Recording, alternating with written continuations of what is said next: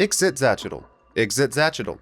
Ixitxachitl. This is a video on Ixitxachitl. Alright, now that the YouTube algorithm knows what the hell I'm talking about, I'm just gonna refer to them by their other name, demon rays. So this isn't the most popular recommendation, in fact, only one person has ever recommended it, but they've been a supporter of this channel since the beginning. So this encounter is for you, buddy. But the goal of today's encounter isn't just to make a longtime fan happy, it's also to create an underwater encounter you can run at lower levels that is fun, intense, and can potentially set up your entire campaign's main plot. Hello, my name is Matt, and welcome to My Hidden Nerdy Side, a channel created by a nerd who doesn't have many nerdy friends, and so I must rant to you, and today, we are tackling one of the most unnecessarily difficult to say creatures in Dungeons & Dragons, the Ixitxachitl, better known as demon rays. We're going to take a look at their lore, info, and abilities, and then build an encounter you can steal, modify, and plop straight into your D&D games. Now, if you are well aware of the lore and mechanics behind demon rays, then feel free to pop on over to the timestamp right here so you can jump straight to the encounter itself. I'll leave a clickable version in the description below.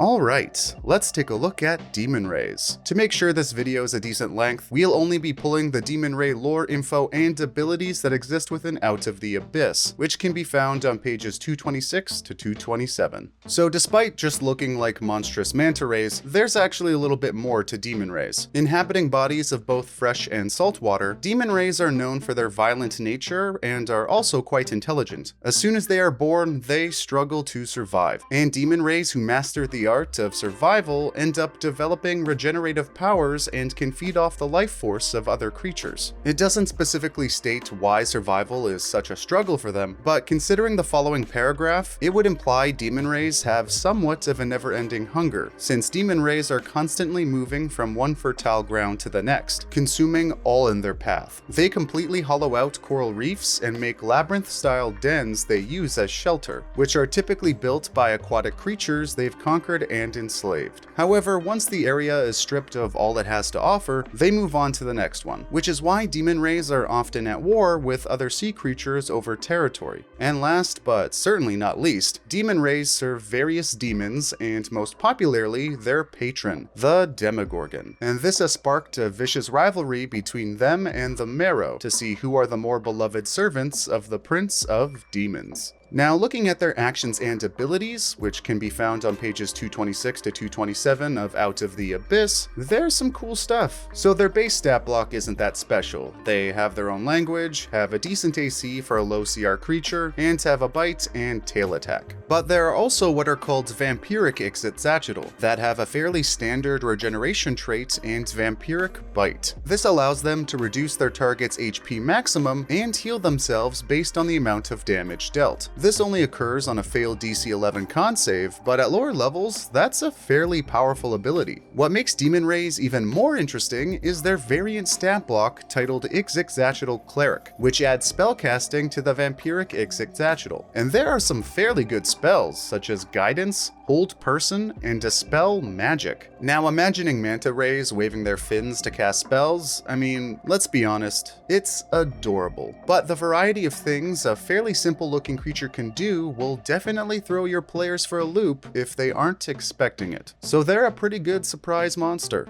Okay, so now that we've gone over the basic Ixitxachitl lore, info, and abilities, let's start crafting an encounter. This encounter/quest will be aimed at parties level 2 to 5, depending on how difficult you want to make it, and last 1 to 2 sessions, depending on how much you want to stretch it out. The party's motivation should always be tailored to the campaign, but for simplicity's sake, we'll just say there is a rare jewel lost at sea your party has been tasked with retrieving. This quest will originally pose as a one-off way for your players to make money, and it could just be that at the end of the day. But as we get more into it, we'll talk about a super simple way for it to have real significance in your campaign. So your party is visiting some coastal town and will be hired by a wealthy nobleman to retrieve a rare purple gem he purchased at an auction. However, as a boat he owns was sailing over, it was attacked and destroyed. Only a couple of sailors were brought back to shore alive. The nobleman will tell your players 3 other important pieces of info. 1, where the ship was wrecked, according to the sailors, so your party knows where to go. 2. That the sailors were attacked by underwater creatures called marrow. And 3. There are special seashells your party can forage for that can be attached to their face and allow them to breathe underwater just in case someone in your party doesn't have access to underwater breathing. So your party will prep their stuff, get some seashells if they want them, possibly talk to the sailors for more information. It's their call. But once they start swimming downward is where it starts to get interesting. Your players will swim out, paddle out, or whatever, and they won't have to go very far since the ship was wrecked rather close to shore. Once they get to the bottom, which I would recommend placing at least a few hundred feet under the surface, they won't see beautifully lush coral reefs filled with different varieties of fish or anything like that. They'll see a desolate, colorless, lifeless labyrinth made from hollowing out natural aquatic formations. If your players investigate the area further, they'll notice the bodies of dead marrow hidden beneath the sand, filled with small puncture wounds with bits of their flesh somehow looking dehydrated despite the fact they're underwater. This was caused by a simple vampiric bite, but not knowing that, it will definitely confuse your players. Then your party will proceed through the labyrinth. I wouldn't make it too unbelievably difficult. Maybe just a small maze. And I wouldn't have any traps. I mean, yeah, a manta ray using its fins to fiddle with trap components is hilarious, but it doesn't make a whole lot of sense. And yeah, you could say they have slaves that did it for them, but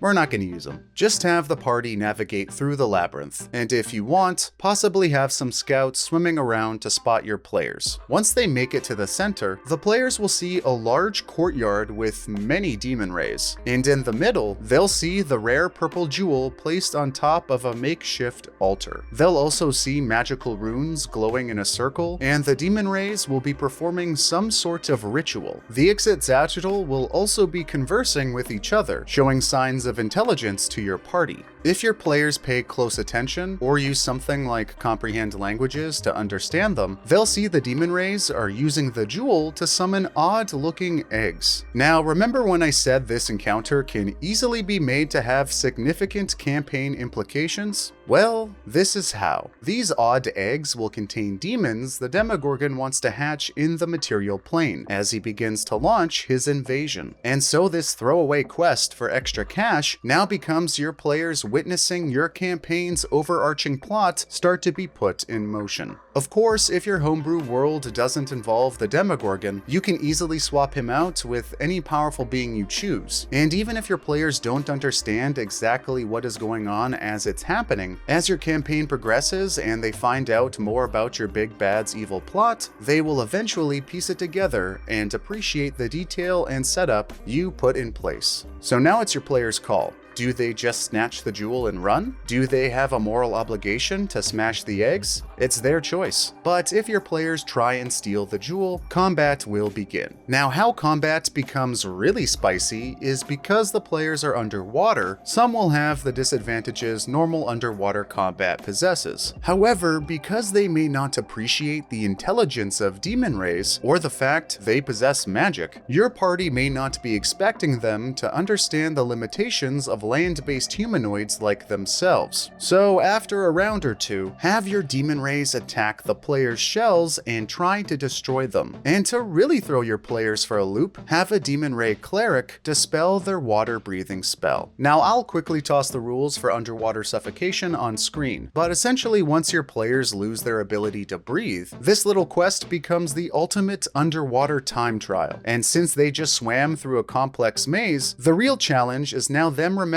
how the hell to get out and swim up to safety. Depending on the size and skill of your party, I'm thinking we toss in anywhere from 3 to 7 demon rays, 1 to 4 vampiric demon rays, and 1 to 4 demon ray clerics. Just remember to lean on the lower side for level 2 to 3 parties, since they are not dealing with a lot of health and spell slots, and 15 underwater creatures would be a lot to handle.